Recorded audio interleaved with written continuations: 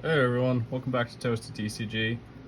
So this weekend I went to North American Nationals and finished getting into day two. Unfortunately, there was a bit of a road bump and I wasn't able to continue playing into day two. Um, but just getting to day two is pretty much my goal. I'm really happy that I made it that far, and I made it that far playing one of the decks that I really love, Kashtira.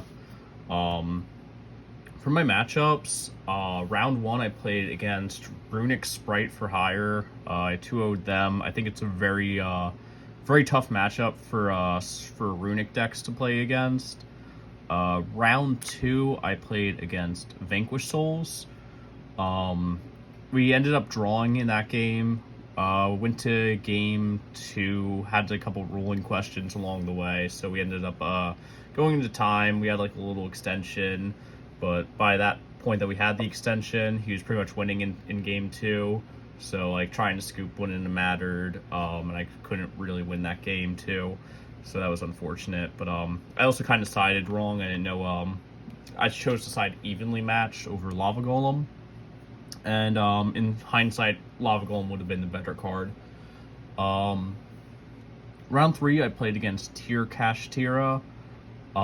Game one, he only played Kashtira cards. So going into game two, I sided out like my shifter, anything that was like anti-cash, and or anything that wasn't anti-cash.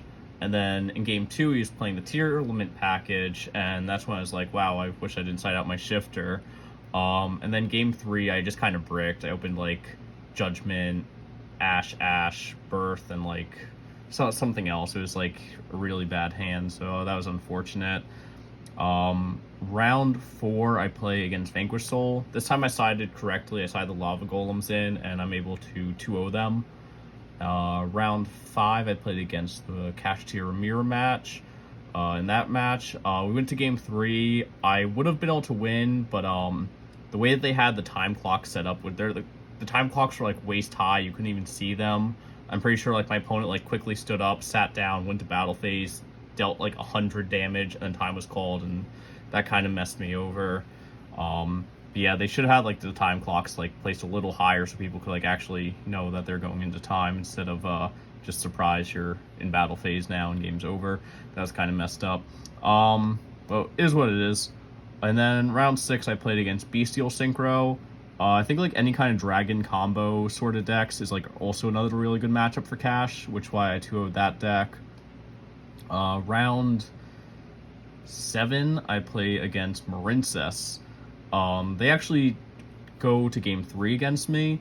In game two, he has Gozen match, and he did this really cool combo with the I think it's like Sea Dragon, Z Atlantis or something. It's a really cool Link 4, but basically what he did was he locked himself into only being able to special water monsters, and then the Link 4 banishes both players' boards, and then he special summons them back to the owner's board. But since he locked himself into water, he wouldn't be able to special summon my monsters. So it was like a really cool like one-sided board wipe. That was really neat. But in round three, I was just I like was able to like make Shangri-Ira just prosperity into a judgment because he stopped my Theosis, so I wasn't able to like go too far. But the judgment like pretty much prevented him from being able to make a Link 4, so he chose not to. And then on my turn, I saw the judgment, so I was able to just stop whatever the Marincess wave was going to try to negate, and I just killed him there. Round eight, I play against Furniture Lab. Game one, they nibbed me, but so they're like break everything else. I play through the nib. I set up like a kind of like decent enough board, but he's able to play through everything except the nib token. So on my next turn, I'm able to kill him. And then we have a pretty lengthy game two, but I still bring it out. I'm able to like Ash the Welcome Labyrinth, pretty much stop him from like gaining too much value. And then finally in round nine, I play against Back Row Labyrinth. If I'm not mistaken, I went first that game.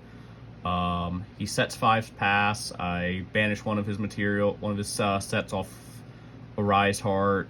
Then next turn, I pretty much do the same thing, and I build a massive board. He scoops. Game 2, I opened like no engine, but I opened evenly matched, so I'm like, okay, I should be fine. But he had the judgment for the evenly match. I didn't top deck into any engine piece, so I'm pretty sure I was just dead there. And then in Game 3, it was actually like a crazy game. He had skill drain and goes in match, but because of the ratios that I play my Kashtira Ogre and my tier elements, I'm able to play through the goes in match and through the skill drain and beat through his board of like 2900 attack and 3K bodies over the course of like 2 turns, and I'm able to win that game. That game was very exciting. I'm glad that I was able to play against so many cool people. All my opponents were super chill, and pretty much I had a great time playing everyone. Anyway, so let's get into the deck profile. So first for my Kashtira engine was 3 Kashtira Fenrirs.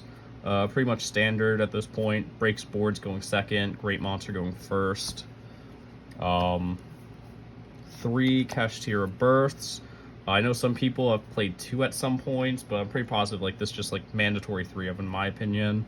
I love this card. It's really good.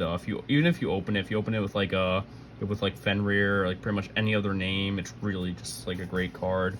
Then I actually play 3 Rise Heart. I know some people play 1 or 2, but the way that I built this deck, for anyone that's like new to this channel, is I like to play as many extenders as possible. When I first started playing Kashtira, I bricked so many times on like my non-engine cards where I wasn't seeing enough names. So I play almost a maxed out amount of names. That way I always see names. I'm always playing. If they have hand traps that are just like Ash Blossom, Imperm, that just like go 1 for 1, I'm usually able to play through those types of things and still build really great boards because of the number of extenders I play. 3 Theosis, again, super standard.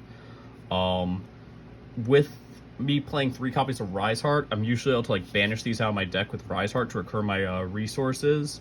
So that's also like a thing I don't think a lot of other Kashtira players are able to do because they don't play the same ratios I play. So usually Cash players are just able to get that first effect consistently, whereas I'm consistently using the first effect, then banishing it out of my yard or banishing out of my deck to get the second effect both in the same turn, whereas most Cash players aren't able to have that same like interaction. 3 Planet, pretty much 1 card combo, super good. This is an art card that helped me win round 9 because Planet plus Ogre helped me beat over everything. Now for my 2 ofs, 2 Tearlament and 2 Scareclaw. So like I was just talking about, like banishing Theosis out of my yard. These provide me 4 more banishes than other Cash players have. Where like most Cash players are like playing like 1 and 1 or like 1 and 0. I'm playing 4. So again, maxes out my extenders and also gives me ways to banish Theosis way more than other Cash players ever get to. So it gives me a really strong grind game, and most players don't expect the double Scareclaw or the double Tearlament. The standard ratios, like I mentioned, is like 1 and 0, 1 and 1. So most people will only play around like the 1 Scareclaw or the 1 Tearlament and not expect there to be a second copy.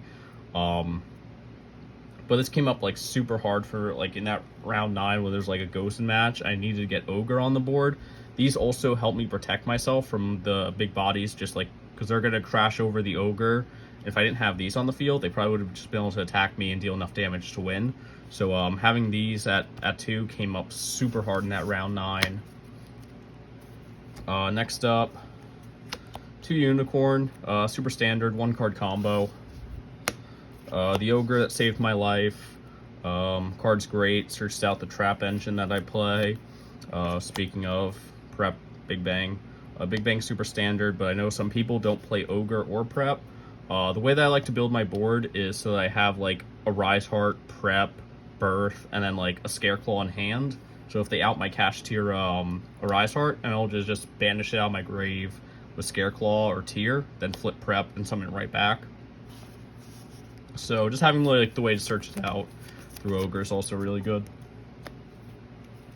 And then finally, like honorary Kashtira card, Terraforming, 4th copy of your planet. Onto my hand traps, 3 Dimension Shifter. This card pretty much just says skip your opponent turn and then kill them. 3 Ash Blossom. I'm still worried about like branded. I want a brand fusion to be like a win button. So having Ashes, I think, is really good. It's also really good against Lab, which I think is the closest thing to Cash having like a bad matchup. So being able to stop the Welcome Labyrinth from resolving, I think that's very important. Final hand trap is 3 Imperm. I think it's like the best monster effect negation in the game. So I just like to play that still. I think it's still a really good card. I usually side it out in games 2 and 3 for more like explosive side deck cards, but I still think it's pretty much like a pretty good generic main deck card. And then like non-engine, just 3 Pot of Prosperity, card still crazy in cash. And then 1 Tactical Talents, 2 Dark Rulers. In my last profile for my Philly list, I was playing like Kurikaras or something. I kind of like messed around. I had mentioned like I didn't really like the Kurikaras, so I kind of like messed around with like different options. And this is like what I landed on. I really like this variant because so I play like the 1 Talent. I don't think Talent's like a super good main deck card right now. I'd rather like have it in the side, but it's also good in the cash mirror. So it's like one of those cards like you want to see, but you don't really want to see all the time. And then Dark Ruler No More is just like you're playing like monster effect negation. This is pretty much doing the same thing. You open like your Imperm, and so that's like a going second card. Same idea with Dark Ruler. Dark Rulers are going second cards. You're basically playing like 5 copies of Imperm in the main deck, except 2 of them say win the game. Onto the side deck. Evenly matched. Probably the best board breaker this format. But I don't think I really wanted to main deck it. I wanted to have the variance of having like Dark Ruler and Talents in the main deck. Whereas evenly, if you play it at any percent or like at any amount, you have to play it at 3. Unless you're playing like Thrust to set it, but we weren't playing Thrust, so I went with 3 copies. But again, I wanted to play Dark Ruler and Talents in the main, and then side these 3 Judgment. So when I'm going first, I'm not playing against Makonko. I can side out my Imperms, play Judgments in the main for going first. Card's really crazy. Reasoning is basically like Judgment's going to be a better copy of Imperm effectively. If your opponent has, say, like going to game 2, you're going your opponent's going second. They side like evenly. Dark Ruler, Lightning Storm. Imperm stops none of those. Judgment stops all of them. But in game 1, Imperm is good going first or second. Speaking of, there's the other Dark Ruler and the other 2 triple. So going first, these go in, Dark Ruler comes out, and like some other cards can come out. And then when I'm going second, I just side out the Talent, some other card, and play with my Dark Rulers, things like that. So that way it's like dependent on if I'm going first or second, depends on which ones come out, which ones go in. So either way, I'll be playing 3 of one, 0 of the other after game 1. But, you know, once again, having the variety in game 1 is very helpful. And then beyond that point, it's just better to have, like, these going first, these going second. 3 Lava Golem. This one, a couple games for me. Won me my game against Vanquished Soul. Might have come up against, like, Sprite, I think. Yeah, it came up against Sprite. Card's still really good. It's also really good for the cash mirror. It goes in. Then finally, Drool and Lock.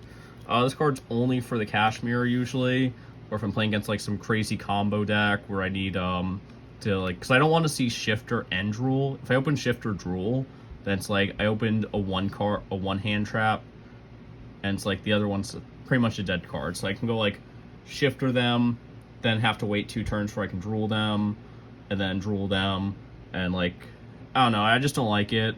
I feel like if I open Shifter and Drool, I'm opening like a 4-card hand, but sometimes you just have to side both of them.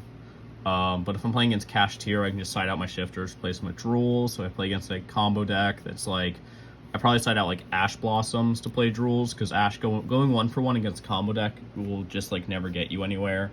So I'd rather just take the risk of opening either Drool or Shifter and just play them together against decks like that. So side deck was really good. Extra deck, the 3 Cash Boyos, my little ships, and the Arise Heart. You you know, super standard. I know some people play 3. I haven't tried out 3 yet. I don't think I will. I just like these. I barely ever go into the second Shangri-La anyway, so it's like, who cares? I'd rather just play this ratio. Dark Arm Dragon of Annihilation. I'd mentioned this card in my previous profile that I really like this card. I really want to try it out, and so I tried it out. Love this card, super amazing. Targeted removal, and then you get to banish out of your graveyard. So like you can banish like your Theosises and have like that grind game going on. Super cool card. Went into it constantly. Flare Metal Dragon. This is like my win in time button, or if I'm able to like deal damage to someone and it's like just enough to not kill them, you just slap a Flare Metal on the board, you usually win. Big Eye. I'd set up my last deck profile. That Big Eye was super clutch. This event, I don't think I went into it a whole lot, if at all. Draco Sack. This was my skill drain out against the back row lab player. I believe game 1 they had skill drain, so I was able to just slap my Draco Sack on the board and just tribute it to out the skill drain. And then like game 3 when I tried to do the same thing, they had they knew what I was going for, so they were able to play around it, unfortunately. But it was cool just to have the tribute it, pop skill drain usually, or tribute it, pop like some other floodgate. Otherwise you can just like make the tokens that can also like bonk stuff, but this is usually just played when I need to out skill drain. For my prosperity targets, we played 4. 2 of the fossils, Goliath, Garura. Goliath is super important, makes Arise Heart indestructible by card effect. Skull Wagon is MST from the grave. Garura is an upstart goblin, and Skull Knight is like a pop monster from grave. And then some like honorary prosperity targets.